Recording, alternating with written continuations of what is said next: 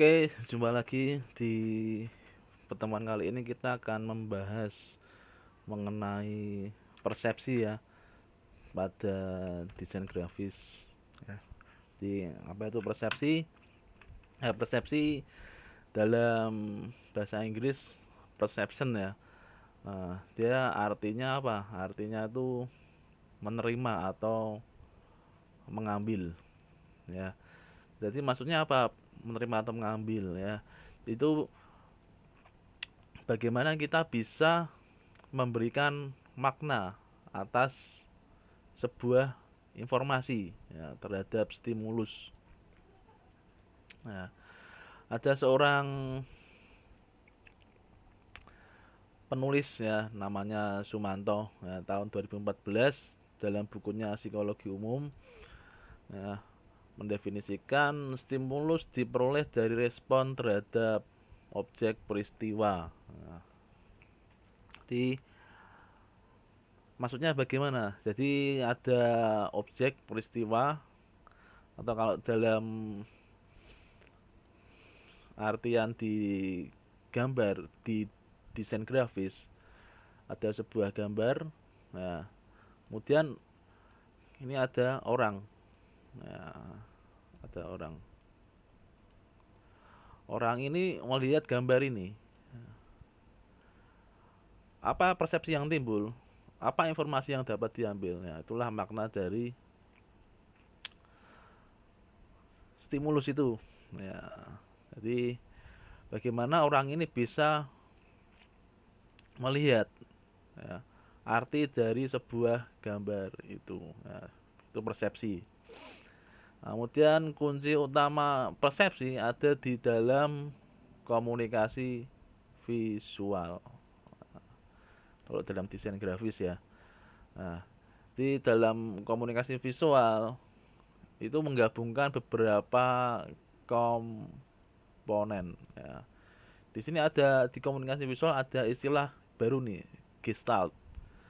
Nah, gestalt ini apa gestalt? Nah, gestalt nanti bisa dilihat di beberapa sumber. Ini apa sih? Kalau saya simpulkan secara praktis, Gestalt ini adalah level abstraksi. Maksudnya bagaimana? Maksudnya abstraksi itu. Misalkan saya mempunyai rangka besi yang ditempelkan dengan diberi mesin. Nah, mesinnya itu menggunakan bahan bakar mesin. Mohon maaf ya, bukan mesinnya. Mesinnya menggunakan bahan bakar bensin. Ya. Kemudian di rangka tersebut ditempelkan tempat duduk. Nah, di level abstraksi ya, ini disebut kendaraan bermotor. Nah, jadi ini juga hampir sama seperti di pemrograman berorientasi objek ya.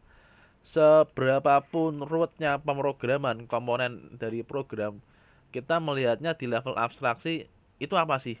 Itu objek apa? Nah, ini sama.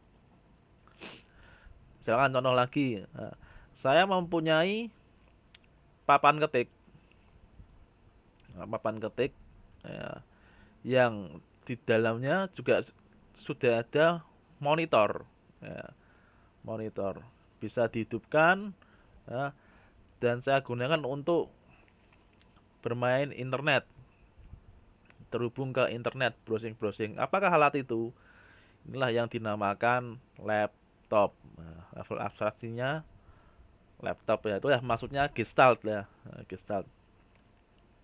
Ya.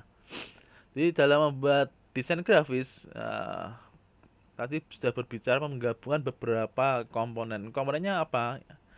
Komponennya adalah gambar dan tulisan. Nah, gambar dan tulisan.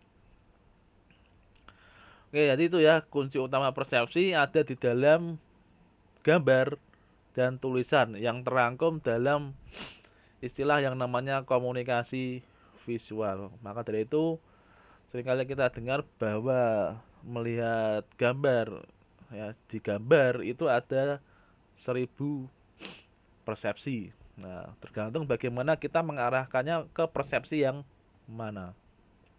Ya, kemudian ada yang namanya interpretasi. Ya, apa itu interpretasi? Itu pemberian kesan. Nah, seperti tadi ya, ada objek, ada orang melihat gambar tersebut, persepsinya apa? Nah, gambar ini diinterpretasikan sebagai apa? Digambarkan sebagai apa? Diterimanya sebagai apa? Ya, ada istilah yang namanya semiotik. Ya, itu adalah ilmu mengenai pengaruh terhadap persepsi. Jadi maksudnya di semiotik ini menggunakan simbol dan tanda tertentu untuk melambangkan objek, sebuah objek. Maksudnya seperti apa sih, Pak? Semiotik ini, interpretasi ini. Ya, misalkan ini contohnya, saya ingin menggambarkan, mengekspresikan sebuah objek. Ya, nama objek tersebut adalah burung. Bagaimana saya menyimpulkan burung ini dalam gambar? Nah, bentuknya seperti apa? Bisa bentuknya seperti ini. Ini gambar apa nih? Ini kalau orang yang nggak tahu melihat, nah ini seperti sampah ini ya, atau seperti keranjang yang tidak ada gunanya. Tapi kalau orang-orang yang sering melihat ini adalah sangkar burung. Nah, jadi bisa diinterpretasikan sebagai burung. Kalau seperti ini melihatnya bukan sampah tapi burung. Atau saya menginterpretasikan burung dengan apa? Gambar ini. Nah, apakah ada yang melihat gambar ini menginterpretasikannya sebagai selain burung, ayam misalkan? Tidak bisa karena ayam masa paruhnya panjang gini, tidak mungkin. Atau kakinya jenjang ini kan jelas tidak mungkin. Ini seperti angsa ya, angsa apa? Burung. Kemudian apa lagi? Saya mempunyai gambar seperti ini. Diinterpretasikannya sebagai apa? Sebagai burung. Ini angsa ya. Atau yang gambar terakhir, saya mempunyai gambar seperti ini. Tidak cetol nih ya gambarnya ya. Ini cuma ada mata, kemudian ada paruh. Kalau saya membuat gambar seperti ini, ya, pasti melihatnya ini adalah gambar burung. Kau tidak bebek kenapa? Ya, bebek paruhnya lebar ya. Ini paruhnya runcing. Ya, dan ditegaskan ini dengan teks ya,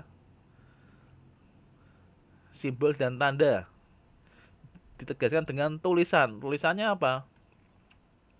Ini ada bird. Nah, jadi memaksa bahwa ini tuh burung maksudnya. Jadi tidak melihat ini sebagai bebek, tidak ya. Nah, itu interpretasi. Jadi bagaimana kita menggiring ya, orang beranggapan seperti yang kita tuju. Ya. Kemudian ada yang namanya ruang positif atau negatif. Nah, ini apa nih? Bagi yang suka bermain Photoshop, nah, di situ ada istilah background atau foreground. Nah,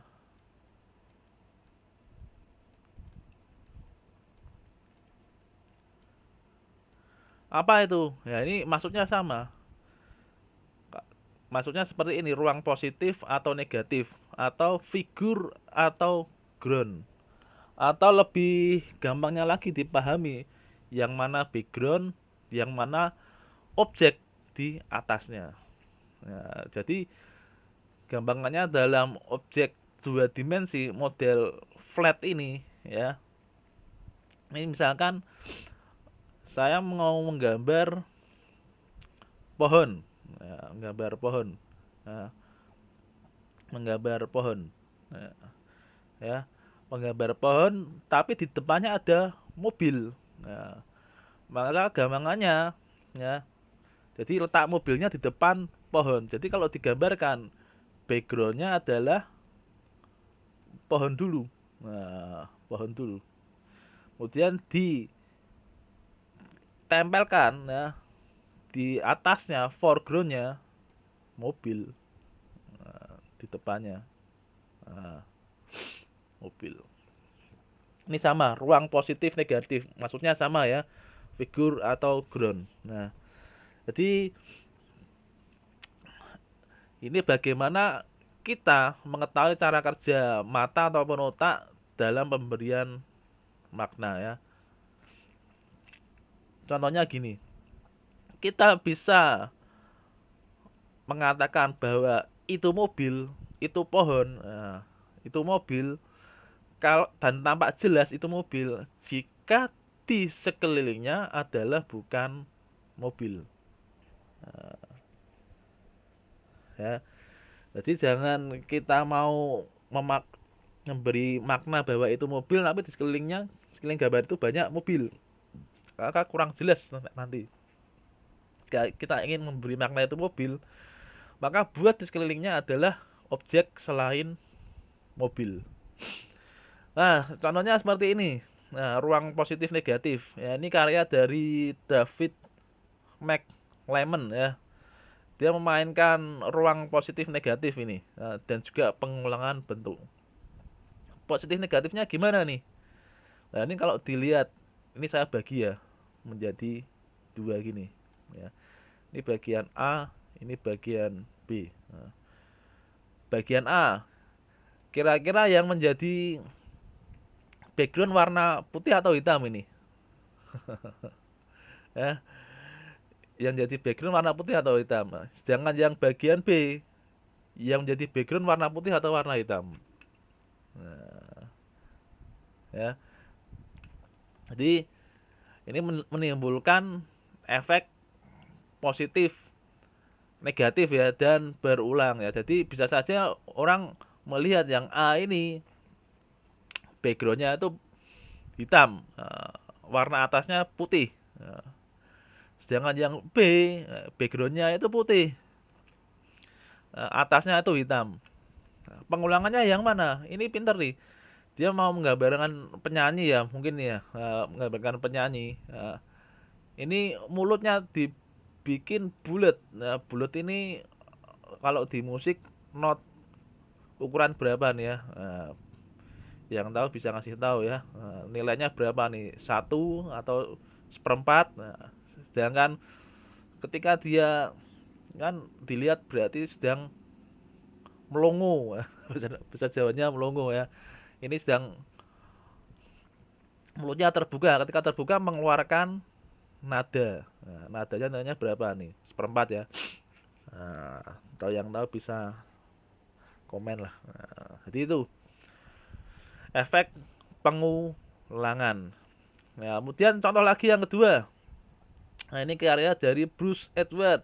Nah, ini dia salah satu karyanya untuk campaign di kebun binatang Minnesota.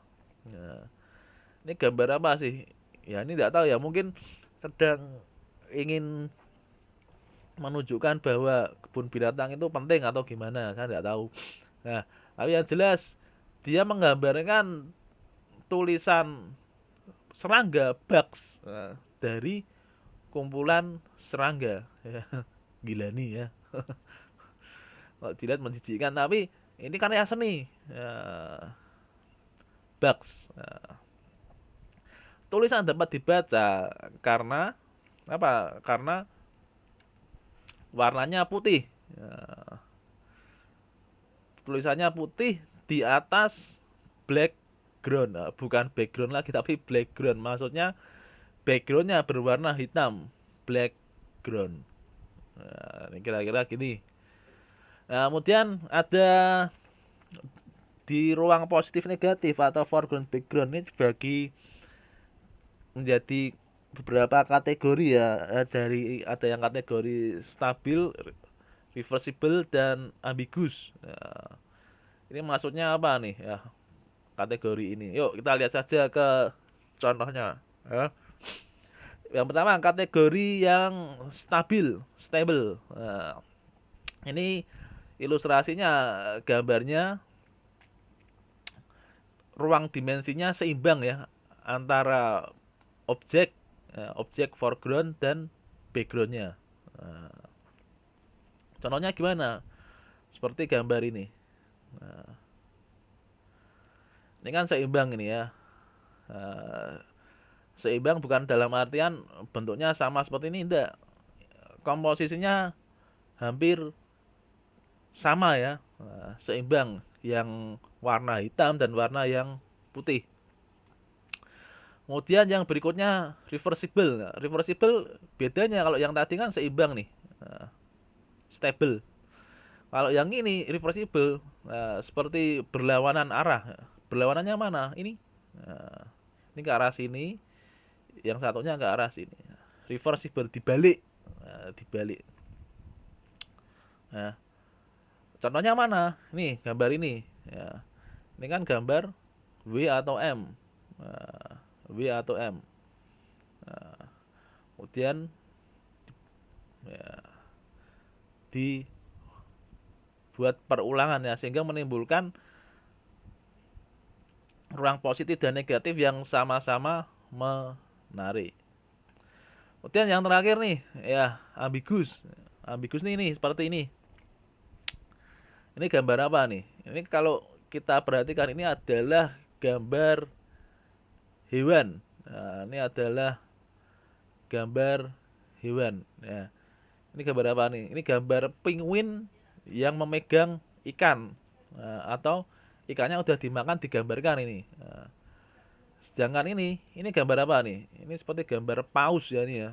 Nah, kalau ini gambar apa nih? Binatang apa nih? Nah, nggak tahu nih. Tapi ini seperti cumi-cumi ya ini di sininya ya, kaki cumi ya ini ya. Atau seperti naga. Sedangkan nomor 4 ini seperti gambar ikan, ikan yang kayak di salah satu stasiun televisi ya. Ikan apa nih? Nah, tapi ini kalau dilihat, meskipun ini gambar berbagai macam hewan, tapi ini adalah hewan tersebut menggambarkan objek yang lain. Nah, objek yang lainnya itu apa? Angka. Nah, ini kalau dilihat kan angka 1, 2, 3 hingga 4. Nah, jadi inilah yang dinamakan ambigus. Nah, jadi sebuah objek yang membentuk objek yang lain. Nah, sehingga dilihat menjadi ambigus. Nah, nanti bisa nyoba-nyoba ya membuat karya ambigus. Misalkan membuat karakter huruf nama kalian sendiri. Nah, dibentuk dari apa? Sebuah objek bebas ya. Bisa hewan juga bisa, atau bisa dibentuk dari objek apa? Peralatan rumah tangga juga bisa, bebas. Nah, nanti buat latihan ya. Nah, oke, kira-kira gitu saja mengenai materi kali ini mengenai persepsi.